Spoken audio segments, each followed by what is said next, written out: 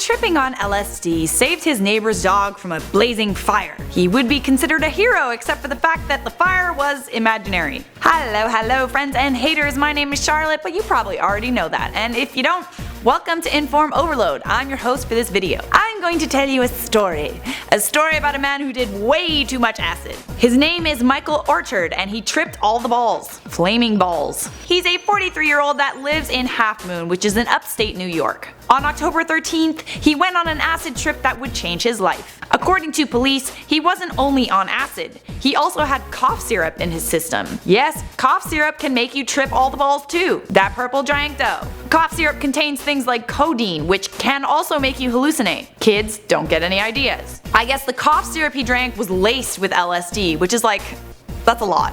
Okay, like acid is bad enough, but adding cough syrup into the mix is… Okay, let me put it into perspective for you. One time when I was sick, I drank cough syrup with codeine in it, and a tiny little Chewbacca popped up on my shoulder. Yeah, that was fun. There's not a lot of research out there that examines the effect of mixing LSD and codeine. But according to drug forums, which are very fun but also very scary to read, basically the consensus of those forums is don't mix drugs. I mean, obviously don't do drugs to begin with, but if you have to for any apparent reason, like maybe you take prescription drugs, don't mix them with other drugs. So back to Mr. Michael Orchard. His neighbors told the local news channel that Michael ran door to door in their housing development, banging on doors to wake people up while shouting, "Fire! Fire! Fire!" He then got into his BMW, crashed into a fence, and ran over to his neighbor's house. He then proceeded to break the glass window door and rescue the dog in the house.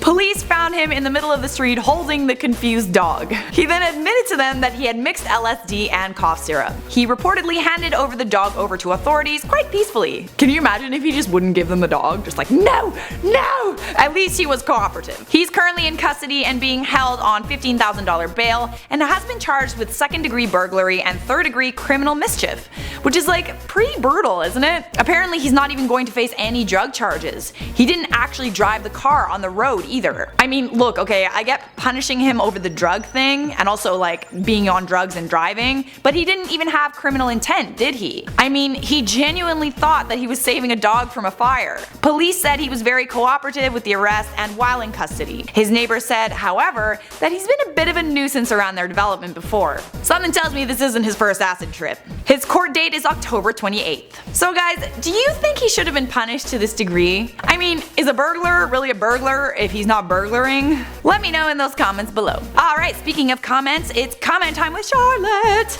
There's been a bunch of great ones in the last few videos, so here we go. Elizabeth Werzer said, would you rather have a water-breathing dragon or a fire-breathing goat? Also, love you so much. Love you too, Elizabeth. That's a tough one. I think that maybe water-breathing dragon?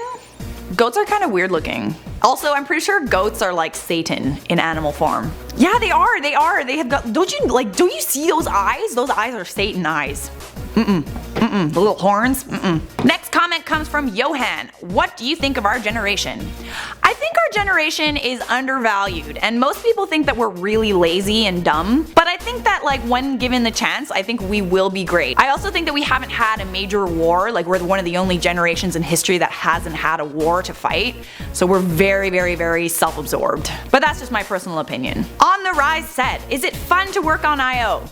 It's very fun. Every day is always really fun. If I'm ever like sad when I come to work or I'm like upset about something, usually by the end of the day I am in a way better mood. And 1,000 subs, no video challenge said, at I.O. do you all have a big orgy? No, but I wish. Okay guys, that is all I have to say right now, and thanks so much for watching I.O.